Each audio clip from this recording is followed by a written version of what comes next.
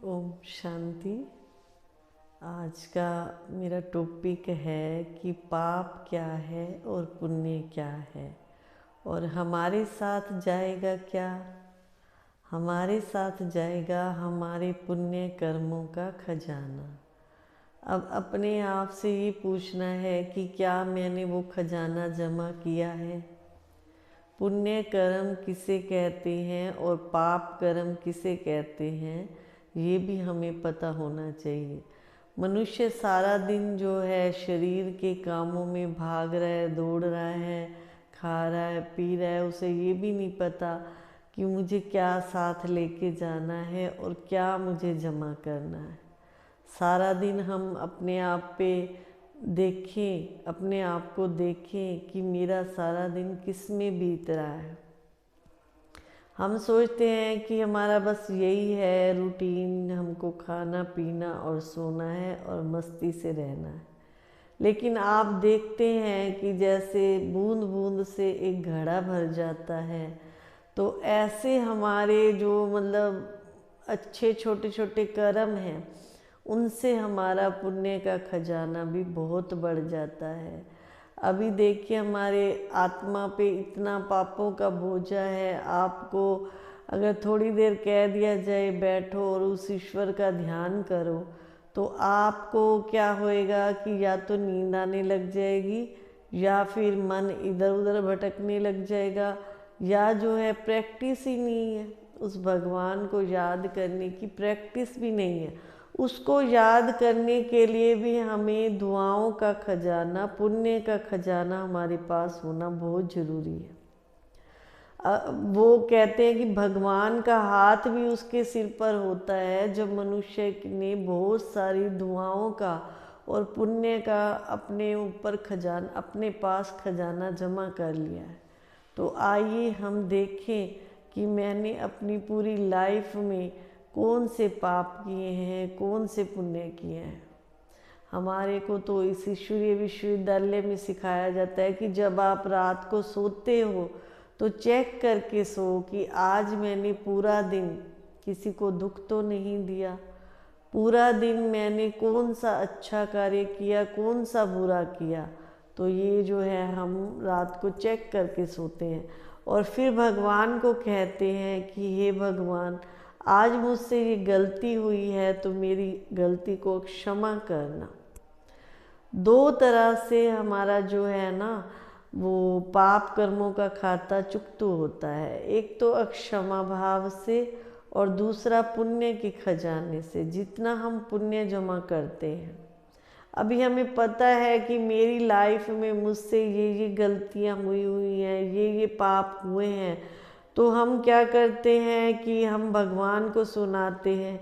फिर उसको सुना करके उससे क्षमा याचना, जिस आत्मा के साथ हमने गलत किया है या गलत बोला है, तो उस आत्मा से भी क्षमा मांगी। आप कहोगे वो तो हमारे सामने है नहीं, तो उससे कैसे क्षमा मांगे। कई बार सॉरी फील करने में भी कईयों को बहुत तकलीफ होती है, मैं क्यों सॉरी मांगूं, मैंने क्या गलत किया है।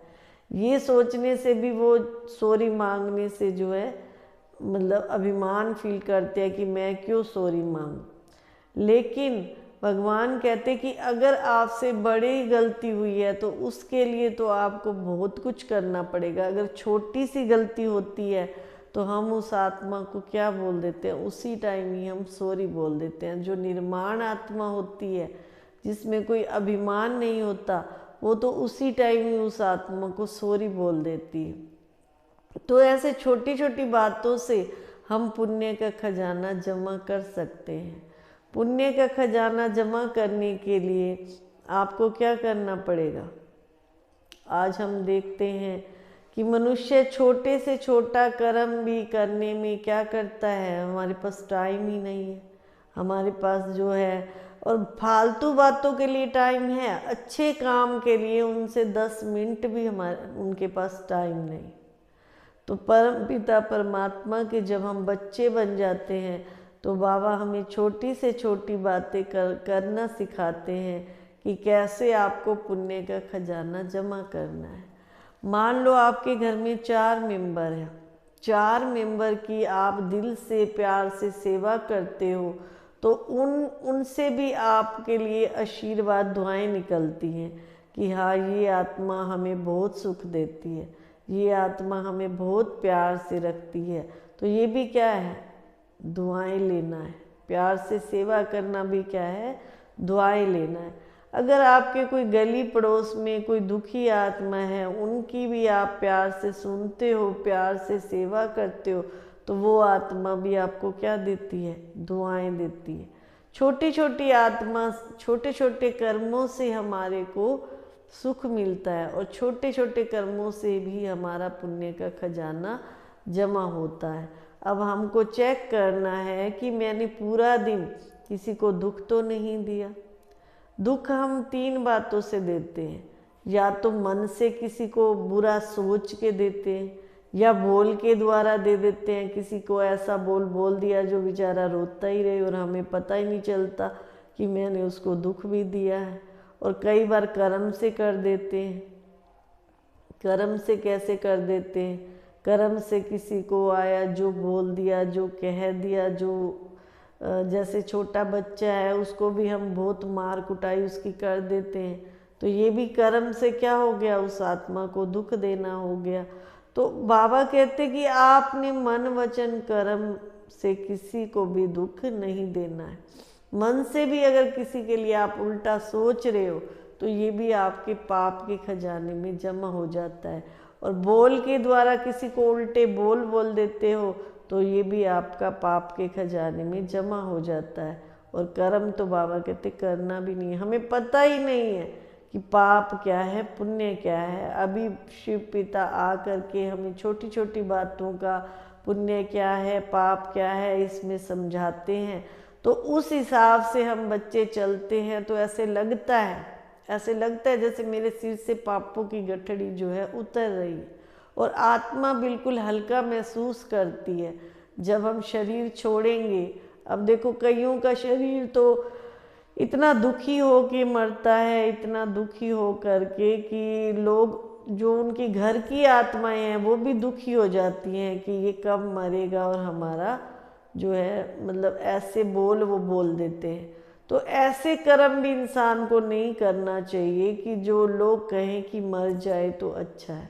ऐसे श्रेष्ठ कर्म करो, छोटे छोटे कर्म, जैसे हम किसी के साथ व्यवहार करें तो बहुत अच्छा करें, मन की भावनाएं रखें तो शुभ रखें। और किसी के लिए अगर हमारे को तन से भी सेवा करनी पड़े तो तन से भी सेवा करें। मन से, तन से, धन से, तीनों प्रकार से हम पुण्य कमा सकते हैं। इस तन से हम कैसे, अगर कोई दुखी है, बीमार है और किसी को हमारी हेल्प चाहिए तो अगर हम उसको 1 घंटा भी सुख का दे देते हैं तो वो आत्माएं हमें दुआएं देती हैं। मन से भी अगर किसी आत्मा के लिए हम सोचते अच्छा है और उसके लिए सिमरन करते हैं कि हे भगवान इस आत्मा को शांति दो, सुख दो, तो वो हमारा मन से पुण्य कर्म बन जाता है।